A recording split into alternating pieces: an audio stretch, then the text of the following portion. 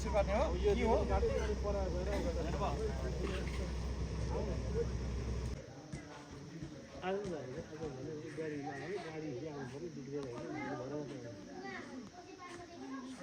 पाखरीवास धनकुटाबाट चाहिँ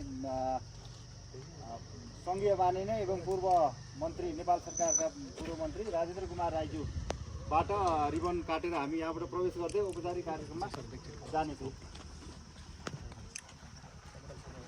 कृपया सबै महानुभावहरूले जो हजुर नमस्कार सर नमस्कार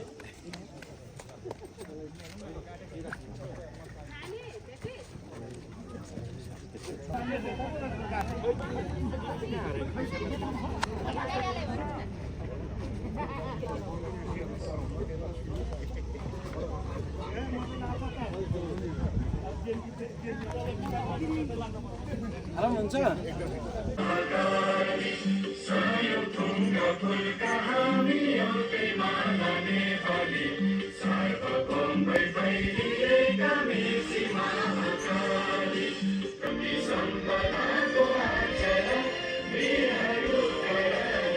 संस्कृति छन्दिसाला आगामी राष्ट्र हाम्रो जय जय नेपाल। प्रमुख अतिथिज्यूले हाम्रो शिलालेख वाचन पनि गर्नु झण्डोत्तोलनको बेलामा सम्पूर्ण सहभागी महानुभावहरूलाई जोरदार तालीले यसलाई स्वागत गरिदिनु म हार्दिक अनुरोध गर्छु र शिलालेख अनावरण गर्दै प्रमुख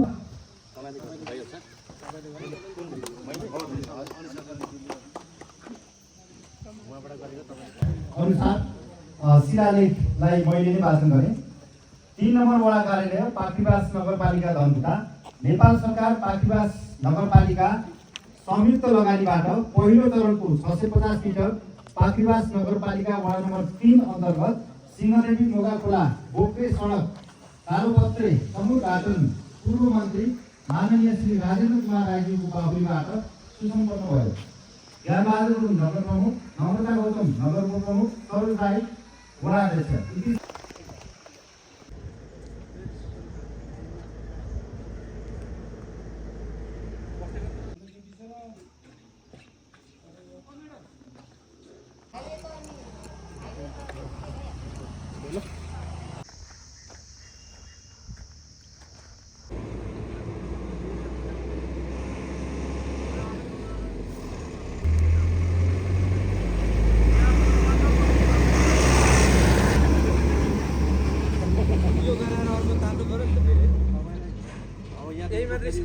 यही सक्ने थियो भने त ठिकै थियो उहाँले भने जस्तो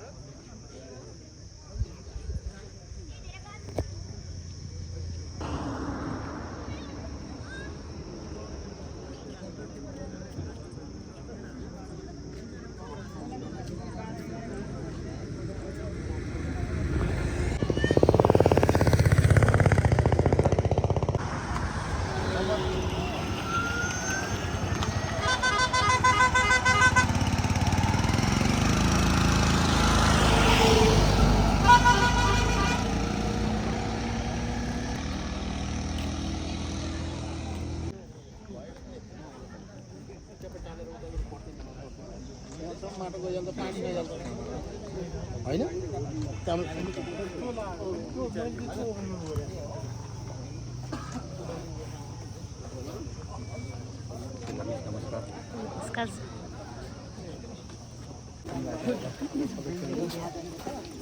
खिच्दिहाल्छु।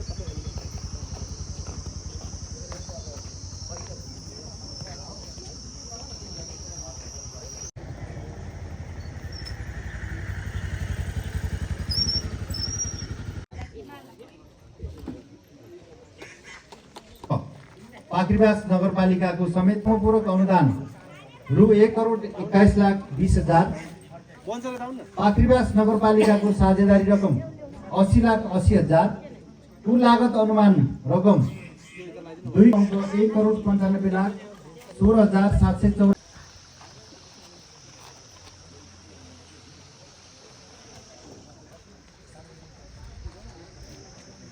हाम्रो समुद्घाटन स्थानीय सरकारको उपप्रमुख नम्रता गौतमज्यू, हाम्रो निमन्त्रणालाई स्वीकारेर आउनुहुने प्रमुख अतिथिको रूपमा उपस्थित हुनु र सङ्घीय सरकारको सहलगानीबाट सम्पन्न पाखरीबास नगरपालिका वडा नम्बर 3 अन्तर्गतको सिंहदेवी मुगाखोला बोक्रे कालोपत्रे सडक उद्घाटन कार्यक्रममा म यहाँहरू सम्पूर्णलाई हार्दिक न्यानो अभिवादन सहित स्वागत गर्न चाहन्छु। यहाँहरूलाई मैले केही यो वडाको विकास निर्माणको कार्यक्रमहरूको विषयमा थोरै स्पष्ट पार्न पनि चाहन्छु। आर्थिक वर्ष 81-82 पाखरीबास नगरपालिका यो 3 नम्बर वडा हुँदै नगरपालिकामा आवत जावतको निम्ति मुख्य सडक यो सिंहदेवी मुगाखोला उत्तरपानी धर्मशाला मन्सी चौतारा सडक हामीले जुन नगरको मध्य मार्गमा यो आवश्यकता छ भन्ने हिसाबले नगरपालिकामा छलफल भयो। त्यस पछाडि यो सडकलाई विशेष गरी नगरपालिका आउनको निम्ति 9 र 10 नम्बर वडालाई सहज हुन्छ भन्ने हिसाबले हामीले यसलाई कार्यपालिका बैठक मार्फत यसको डिपिआर लगायत सबै कुरामा अगाडि बढ्यो र यो सँगसँगै सङ्घीय सरकारमा हाम्रो यसै पाखरीबास नगरपालिका निवासी हाम्रो आदरणीय नेता धनकुटा जिल्लाबाट प्रतिनिधि सभामा प्रतिनिधित्व गर्नुहुने र नेपाल सरकारको पूर्व मन्त्री माननीय राजेन्द्र कुमार राईको त्यहाँ नेतृत्व भयो र हामीले जुन आवश्यकता छ भन्ने हिसाबले माग गरिसके पछाडि उहाँको नेतृत्वमा हामीले माग गर्यौं। नगरपालिकाको मेयर उपमेयर साहबले त्यहाँ सहयोग गर्नुभयो र हाम्रो माननीय पूर्व मन्त्री राजेन्द्र कुमार राईज्यूको नेतृत्वमा यो सडकलाई आवश्यक पर्ने बजेट व्यवस्थापन गर्नुभयो। त्यसको निम्ति म उहाँलाई हार्दिक धन्यवाद मुरी धन्यवाद व्यक्त गर्न चाहन्छु। र आज यो क्षेत्रको वडावासी नगरवासी आमा बुवा दाजुभाइ दिदी बहिनीहरूले उहाँलाई भोलि यो क्षेत्रको नेतृत्व गर्ने कुरामा होस् अथवा यो क्षेत्रलाई विकास गर्ने कुरामा होस् उहाँलाई कदापि नगरवासी आमा बुवा दाजुभाइ दिदी बहिनीहरूले भुल्न सक्नुहुन्न भन्ने कुरा म यो कार्यक्रम मार्फत राख्न चाहन्छु। हामी निर्माण गर्नको निम्ति विकास गर्नको निम्ति यो क्षेत्रमा जनप्रतिनिधिको रूपमा हामी स्थापित भएका छौं र नगरवासी वडावासी आमा बुवा दाजुभाइ दिदी बहिनीहरूले यहाँको महत्त्वपूर्ण अभिमतद्वारा जनप्रतिनिधि बनाउनु भएको छ। तसर्थ हाम्रो कार्यकालभरि मैले धेरैचोटि कार्यक्रम मार्फत प्रतिबद्ध व्यक्त गरेको छु। वडावासी नगरवासी आमा बुवा दाजुभाइ दिदी बहिनीहरू सामु हामी हाम्रो कार्यकालभरि हाम्रो अवधिभरि जति काम गर्छौं सकेसम्म राम्रो काम गर्छौं र नसकेको नराम्रो काम हामी कदापि गर्दैनौं भन्ने कुरा मैले धेरै कार्यक्रमहरू मार्फत उद्घोष गरेको छु, प्रतिबद्ध गरेको छु र म आज पनि यो कार्यक्रम हामीले यहाँ सम्पन्न गर्दै गर्दा सबैभन्दा बढी यो क्षेत्रको सिंहदेवीदेखि यो कोसेपान हुँदै मुगाखोला बोक्रेसम्मको टोलवासी आदरणीय आमा बुवा दाजुभाइ दिदी बहिनीहरूको ठूलो सहयोग छ। यहाँहरूले फेरि यो सडकलाई निरन्तर अगाडि बढाउनको निम्ति 3,52 लाख रुपियाँ पैसा यहाँ विनियोजन भइसकेको छ र यो कार्यक्रम फेरि यसलाई निरन्तर रूपमा अगाडि बढ्छ यो कुरा पनि म जानकारी गराउन चाहन्छु। विकास निर्माणको कुराहरू मैले प्रत्येक कार्यक्रमहरू मार्फत कुमार राईज्यूको पहलबाट हाम्रो यो 3 नम्बर वडामा विभिन्न क्षेत्रमा खानेपानीको आयोजनाहरू सञ्चालन भइरहेको छ र यो अहिले बीचको यो विषम परिस्थितिको कारण अलिक त्यसमा त्यो कार्यक्रमहरूलाई सम्पन्न गर्नको निम्ति बाँकी छ। त्यो पनि अब हामी यो आर्थिक वर्षभरि सडक नपानेर एउटा चिठी नगरपालिकामा आयो पहिलेको मेयर साहब हाम्रो टिम हुँदाखेरि। अनि सिंहदेवी यो हाम्रो उसबाट कसिनी जाने यता जुन कसिनी होइन हाम्रो सालबाट जाने बाटो नाप्न भनेर बिहान प्राविधिकहरू सब तयार भएका थिए।